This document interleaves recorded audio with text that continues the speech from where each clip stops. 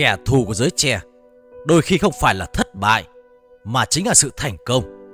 Trên đỉnh cao luôn là vực thẳm. Kiêu ngạo là đặc quyền của kẻ mạnh, nhưng cũng là con dao hai lưỡi chế ngự kẻ mạnh, khiến thân bại danh liệt. Kinh Thánh viết, sự kiêu ngạo đi trước, sự bại hoại theo sau, và tính tự cao đi trước sự sa ngã. Người đời cũng nói rằng khiêm tốn bao nhiêu cũng không đủ, kiêu một chút là thừa.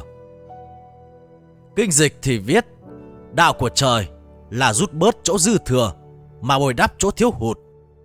Đạo của đất đai là chỗ cao lồi thì bị xói mòn, còn chỗ trũng thấp thì được đắp bồi.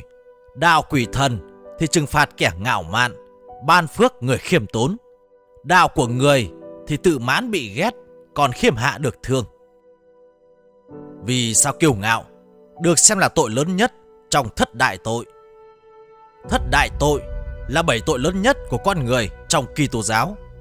Chúng bao gồm kiêu ngạo, lười biếng, tham ăn, đố kỵ, thù hằn, tham lam, dâm ô. Sự kiêu ngạo là cảm giác vượt trội mà một cá nhân phát triển trong mối quan hệ với người khác, dựa trên niềm tin sai lầm rằng mình xứng đáng nhận được những đặc quyền hoặc nhượng bộ lớn hơn những người còn lại. Như vậy, kiêu ngạo là một lỗ hổng của nhân vật, bao gồm kiêu căng, tự phụ. Đối với tâm lý học, sự kiêu ngạo nảy sinh là kết quả nhu cầu nuôi dưỡng hoặc bảo vệ một cái tôi mong manh. Theo cách này, nó hoạt động như một cơ chế bồi thường. Trong đó, người kiêu ngạo cải trang sự thiếu tự trọng vượt trội của họ. Về phương diện lịch sử, kiêu ngạo ở đây không còn chỉ là cảm giác thấy tốt về bản thân mình, mà còn là việc tin rằng mình tốt hơn những người khác, rằng mình xứng đáng với những thứ mà mình không thật xứng đáng. Nhu cầu và ham muốn của mình quan trọng hơn những người khác. Kiêu ngạo không chỉ là cảm giác như bạn vừa hoàn thành một việc gì đó, mà nó còn nghĩa rằng bạn tin mình là cái rốn của vũ trụ và đứng trên cả quy tắc hành xử hay quy luật đạo đức thông thường. Kiêu ngạo trong trường hợp này được xem là tội lớn nhất trong thất đại tội, bởi vì nó là nguồn cơn dẫn đến những tội lỗi khác. Khi một người bắt đầu nghĩ rằng họ tốt hơn những người khác, rằng họ xứng đáng có được những gì họ muốn, và ham muốn của họ quan trọng hơn phúc lợi của những người khác, họ ngừng đối xử với mọi người theo cách mà họ muốn, và bắt đầu đối xử với mọi người xung quanh như những đối tượng đơn thuần, là để khai thác lợi ích cá nhân họ. Như dục vọng.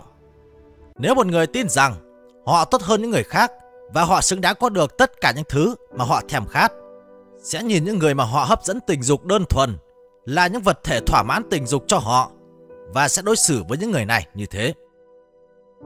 Kiêu ngạo dẫn tới tham lam.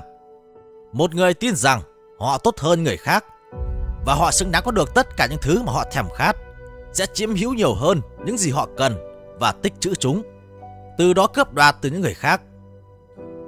Kiêu ngạo dẫn tới lười biếng. Một người tin rằng họ tốt hơn những người khác và họ xứng đáng có được tất cả những thứ mà họ thèm khát, họ sẽ cho rằng họ không cần phải làm việc vì họ thượng đẳng hơn mọi người khác, và những người khác có thể làm mọi việc cho họ. Kiêu ngạo dẫn tới phẫn nộ.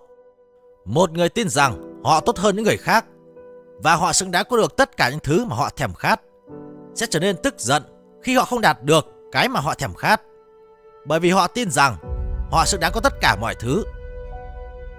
Kiêu ngạo đến đố kỵ. Một người tin rằng họ tốt hơn những người khác và họ xứng đáng có được tất cả những thứ mà họ thèm khát, sẽ ganh tị những thứ người khác sở hữu, bởi họ tin rằng họ xứng đáng có được những thứ đó, và họ không chịu được khi người khác có được những thứ mà họ không có. Sự kiêu ngạo không nên nhầm lẫn với ý tưởng về lòng tự trọng.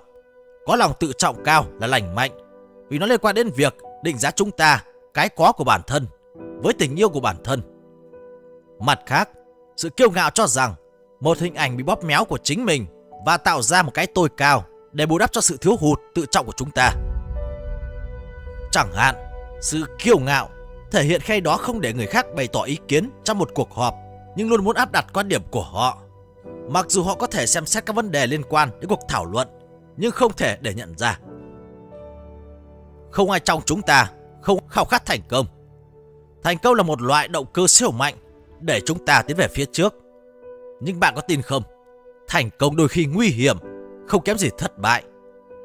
Thành công với mỗi người nằm trong một phạm vi khác biệt, tùy theo thời đại, hoàn cảnh, công việc, tuổi tác. Một buổi biểu diễn đỉnh cao, được công chúng tán thưởng, được giới chuyên môn công nhận tài năng, đó là sự thành công với một nghệ sĩ.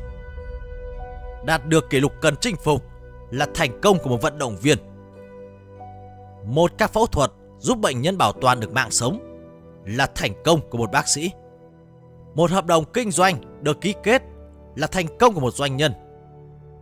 Thành công có thể là những điều lớn lao, nhưng cũng có thể chỉ là một mục tiêu giản dị, nhỏ bé. Theo quan điểm của thế hệ trước, tậu trâu, cưới vợ, làm nhà được công nhận là sự thành công của một người đàn ông. Chân giá trị ấy ngày nay đã được điều chỉnh. Định nghĩa thành công đã mang tính thời đại hơn. Thành công với giới trẻ hiện đại càng đa dạng, thách thức và có ý nghĩa quyết định rất quan trọng. Thành công với doanh nhân càng là một đòi hỏi khốc liệt hơn nhiều. Một ý nghĩa khá mới mẻ đang được lan rộng, tác động tích cực đến giới trẻ, đó là sự thành công ngày nay không chỉ là của riêng cá nhân mà có giá trị cộng đồng, xã hội rất rõ rệt.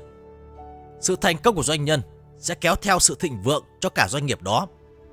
Sự thành công của một cầu thủ góp phần vào thắng lợi chung của cả đội bóng, thậm chí mang vinh quang về cho đất nước. Sự thành công của một nghệ sĩ sẽ làm tỏa sáng một bộ môn nghệ thuật, có khi còn là bảo chứng cho phòng vé trong mỗi đêm diễn, góp phần nuôi sống cả một đội ngũ. Tuy nhiên, thành công là một hành trình không có điểm dừng. Khi bạn đặt chân lên nấc thang này, lại thấy xuất hiện nấc thang cao hơn, và bạn sẽ muốn bước tiếp.